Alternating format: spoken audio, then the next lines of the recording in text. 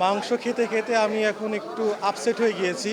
এই জন্য একটু ভেরিয়েশনের জন্য আমি মাছ কিনতে এসেছি এখানে। আমার পছন্দের মাছ যেটা আছে সেটা আমি বাজারে এখনো পাচ্ছি না।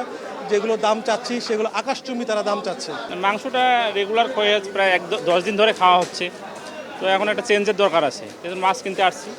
তো মাছের দাম একটু বেশি মনে হচ্ছে, আর একটু তদারকি করলে মনে হয় ভালো হয়। কোরবানির সময় সব সময় আসলে দেখা যায় গরু খাসি এগুলো তো চলতেই থাকে। সো এখন আসলে একটু ফ্লেভারটা চেঞ্জ করার প্রয়োজন। আসলে বাসায়ও সবাই দেখা যাচ্ছে যে গরু মুরগি খাসি খেতে খেতে তারাও আসলে একটু বোর হয়ে গিয়েছে।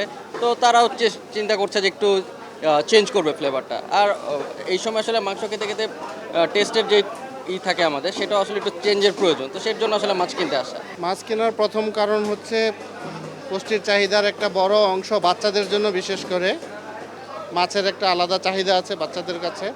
বাচ্চারা একটানা মাংস খেয়ে তাদের মাঝে এক ধরনের মাংসের প্রতি অনীহা তৈরি হয়েছে। আমরা যারা নিম্ন আয়ের মানুষ তাদের ক্ষেত্রে সবার ক্ষেত্রে মাংস কেনাটা ওই রকম হয় না, যে কারণেই আমাদের মাছের প্রতি আকৃষ্ট বেশি।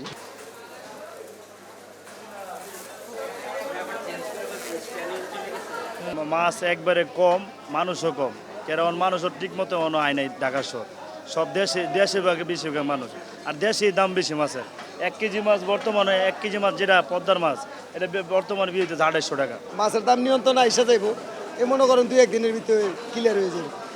এখন বর্তমানে মনে করেন মানুষ বাড়ি করে আসবে, মনে করেন মাছও বিভিন্ন জায়গা থেকে আসবে, মাছের দামও কমে যাবে।